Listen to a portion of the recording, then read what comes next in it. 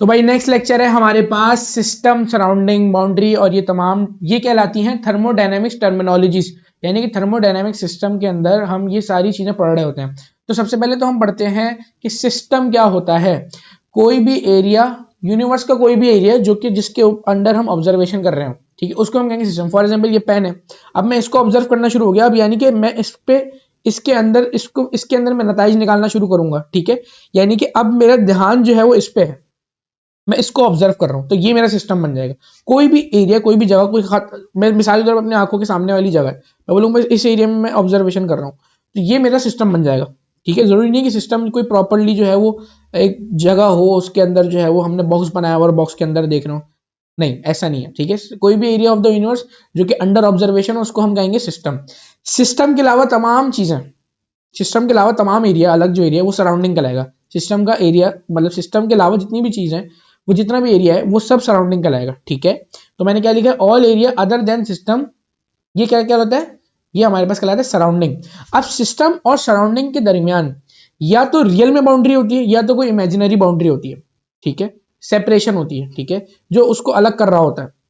या तो बस सिंपली मेरे जहन में एक इमेजिनेशन है कि हाँ यार मैं इस एरिया को करूंगा, इसके बाद जो है वो मैं उसको ऑब्जर्व नहीं करूंगा, तो मेरे सामने का जो एरिया है मैंने जहन में एक बाउंड्री क्रिएट की हुई है कि बस मैं इतने से एरिया में देखूंगा। ठीक है, मिसाल के तौर पर ये पेन है, ठीक है, इस ये इमेजिनरी इसकी एक बाउंड्री है कि भाई यहाँ ये हमारे पास, अब यहाँ पे तो रियल फिजिकल बाउंड्री हो जाएगी कि भाई पेन की जो बाउंड्रीज हैं वही हमारी ऑब्जर्वेशन की बाउंड्रीज है, सिस्टम की बाउंड्रीज हैं।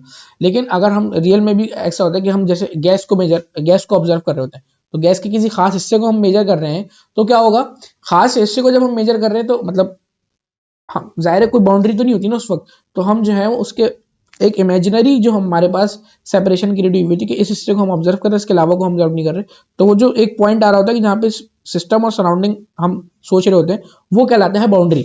सिंपल, ये सारी चीजें एमसीक्यूज की फॉर्म में पूछी जाती हैं। अब नेक्स्ट चीज जो है हमारे पास वो क्या है, टाइप्स ऑफ सिस्टम।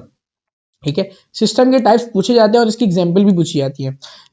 ओपन, सबसे पहले जो होता है हमारे पास वो होता है ओपन टाइप सिस्टम। कि भाई ओपन टाइप सिस्टम क्या होता है, ओपन टाइप सिस्टम वो होता है कि जिसके अंदर हमारे पास हीट और मैटर दोनों एक्सचेंज हो रहे हो, heat and matter can be exchange, both can be exchange. ठीक है, क्या मतलब हुआ इस बात का, इस बात का मतलब ये, इसकी एग्जांपल ऐसे समझ लो कि हमारे पास एक कप है, उसमें चाय रखी हुई है।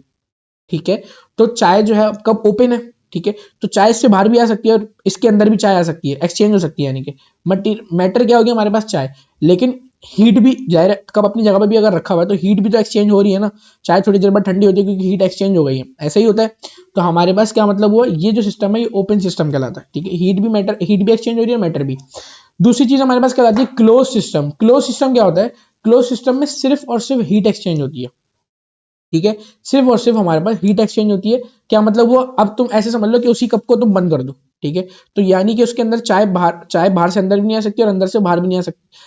अब लेकिन अब मिसाल के तौर पे हमारे पास एक मेटल था, जो कप था वो मेटल का था, ठीक है, स्टील का कप था, ठीक है, या स्टील के जो है वो बॉटल थी, थर्मोस तो बाद में बात करेंगे, थर्मोस तो डिफरेंट होता है।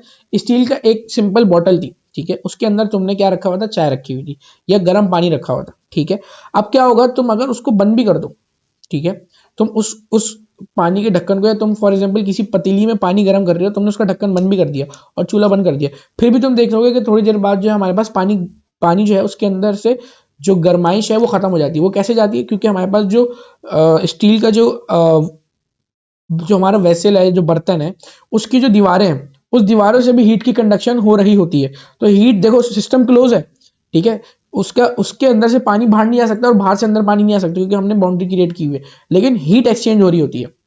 ठीक है, हीट एक्सचेंज हो रही होती है, तो ऐसे सिस्टम को हम कहते हैं, इसमें क्या हो रहा है, सिर्फ हीट एक्सचेंज हो रही है लेकिन मैटर एक्सचेंज नहीं हो रहा, ऐसे सिस्टम को हम कहते हैं क्लोज सिस्टम। ठीक है, लेकिन हमारे पास अगर हीट भी एक्सचेंज नहीं हो रही और मैटर भी एक्सचेंज नहीं हो रहा, जिसकी एग्जांपल होती है थर्मोस। थर्मोस के अंदर हम चाय रखते हैं तो गर्म ही रहती है, वो अच्छा वाला थर्मोस अगर है, ठीक है, तो उसके अंदर जो है अगर हम रखें तो चाय वो गर्म ही रहती है। ठीक है, तो एक तो क्लोज सिस्टम तो वो ऑलरेडी है क्योंकि हमारे पास ढक्कन लगा हुआ है, तो हमारे पास मैटर एक्सचेंज नहीं हो सकता। ठीक है, और हीट भी एक्सचेंज नहीं हो रही क्योंकि हमने उसके अंदर का सिस्टम इस तरह बनाया हुआ है कि वो हीट को ना अंदर ही ट्रैप करके रखता है। ठीक है, तो हीट बाहर से अंदर, अंदर से बाहर नहीं आ सकती।